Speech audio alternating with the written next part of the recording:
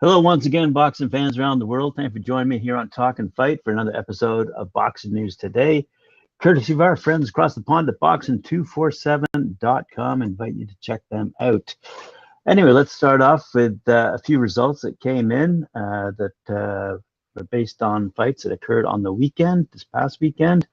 First one I'm going to tell you about took place at the Buckhead Fight Club in Atlanta, Georgia. This is courtesy of Jeter Promotions, by the way, headlining Morgan Griggy versus Luis Pena. Jeter Promotions made a strong debut in Atlanta with a terrific 9-bout card in front of a boisterous standing room only crowd at the Buckhead Fight Club. In the main event, Morgan Griggy remained undefeated with a 4-round majority decision over Luis Pena. It was a competitive fight that saw Griggy win by scores of 39-37 twice and 38-38. In other fights, Jameson Shaw beat Marquise Greer in a junior middleweight bout. Marco Quinones stopped Joe Gibson in round 1 of their junior welterweight bout. Kedrick White blew out Gino Montoya in the opening round of a lightweight contest. Dante Williams dropped Justin Richwine twice en route to a second-round stoppage in their heavyweight bout. Joshua Flanagan made a successful pro debut with a second-round stoppage over Devontae Stevenson in their lightweight bout. And in a battle of pro debuting heavyweights, Billy Williams won a 4-round unanimous decision over Jeremiah Cotton. Williams dropped Cotton in round 2, and Williams won by scores of 40-35 twice and 39-36. In a close fight, Nicky Vitoni had to recover from a first-round knockdown to win a unanimous decision over Raymond Chacon in their super lightweight bout. And Steve Moore dropped Matthew Nouse 3 times, but Nouse was able to last the distance in their super lightweight contest that saw Moore win by scores of 40-33 twice and 39-34. And Jeter Promotions, having enjoyed that success, looks to return to Atlanta this summer. You all should know that Jeter Promotions is made up by former middleweight contender Tony Jeter and his wife, Kristen. The matchmaker for the show, by the way, was Xavier Tolliver. So good stuff out of Atlanta, and we look forward to hearing more from Jeter Promotions. Up the road in Cleveland, Ohio, a fight took place at the Civic Center featuring Antonio Nieves versus Judy Flores. This past Saturday night, former super flyweight world title challenger Antonio Nieves, who's 23-1 with 11 knockouts, got his career back on track with a stunning unanimous decision victory over previously unbeaten Filipino prospect Judy Flores, who's 10-1 with 6 knockouts. The scheduled 8-rounder of their bantamweight bout took place, as I said, at the Civic Center in Cleveland Heights, Ohio. Said manager Tim Van Nieuwenhuis, "I'm calling all major sanctioning bodies this morning to lobby for a top position within their rankings. Antonio is deserving of another journey within the world rankings and bigger opportunities in the sport." So let's see if they're successful in that call out, and let's see if we hear more from Antonio Nieves in the near future. Elsewhere, again, just up the street, so to speak, in Dearborn, Michigan, just outside of Detroit, we saw Shojahan Ergashev versus Luis Alberto Veron tackled each other toe-to-toe. IBF number 4, WBA number 13, WBO number 11, and Ring Magazine number 7. Ergashev says that with the pandemic winding down and professional boxing back in business, it's time for him to take over as one of the sport's newest stars. The undefeated Ergashev, he's 21-0 with 19 knockouts from Uzbekistan and now living and training in Detroit, will take on South American champion Luis Alberto Veron. This is for a fight to take place. Sorry about that, fans.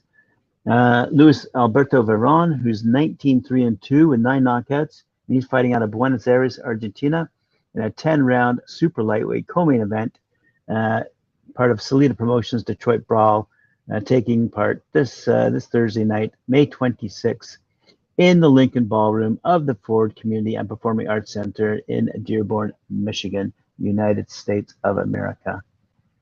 In the Knights, this is, I've said this before, I've told you guys about this night. In the Knights 10-round heavyweight main event, WBC number 11 rated heavyweight Otto Wallen, who's 23-1 with 14 knockouts, will take on hometown veteran Rydell Booker. You know, he's 26-5-1 and 13 knockouts. It's going to be a good night. Let's have a quick look here and see what Ergashev has to say. Of course, the pandemic was hard for everyone. I do believe that I would already be world champion if not for COVID. Nonetheless, I didn't stop working on myself every day. Even when it was prohibited just to walk the streets, I went jogging at night and used my own gym to work out. The 30-year-old, known as one of the big boxing's hardest punchers, says he's not expecting any ring rust despite destroying his last 4 opponents in a total of 5 rounds, dating back to the first round body shot knockout of cable veteran Adrian Estrella on national television in January 2020. It's true, I have fought less than 5 rounds in 3 years, but I've learned to stay sharp even if my opponents can't last very long with my punches. I'm really excited and happy with how my training is going for my next opponent, and I know I will win this fight because beside all knowing my strength, I know that Allah blesses me and I was born to be a winner. Well, there we go. But Allah on his side. Let's see what the result of that fight against Luis Alberto Varenes. We look forward to seeing that result. All right, let's go on to New Delhi, India. It's very rare we get news out of India, but they have a big boxing scene. It's developing, it's growing. And here we have a fellow by the name of Niraj going up against Maqsadul Rana. Knockout Fight Night 2 is taking place on June 11th in New Delhi, India, and it will feature local star Niraj headlining in a fight for the vacant UBO Asia Pacific Super Welterweight title. Come fight night, 25-year-old puncher Niraj will be just over 2 years in his pro career, having compiled a 4-2 record with four knockouts. Wow. This will be his first championship contest, though. The same goes for his opponent, Bangladesh prospect Maqsadul Rana, who at 19 years of age is slightly less experienced, and he's got a 2-1-1 record. No knockouts. Capturing the regional title will be a major step forward towards the winner's career to the next level, and could, after a title defense or two, put them in line to fight for the UBO international or intercontinental honors in the not too distant future. The show is being promoted by Dwarka Pro Boxing Promotions and also features a full undercard involving local talent in domestic as well as international matchups. Good for them, and I look forward to hearing more out of our friends from India. Going back to England, here we are in Coventry, taking place at the Coventry Sky Dome on the 25th of June.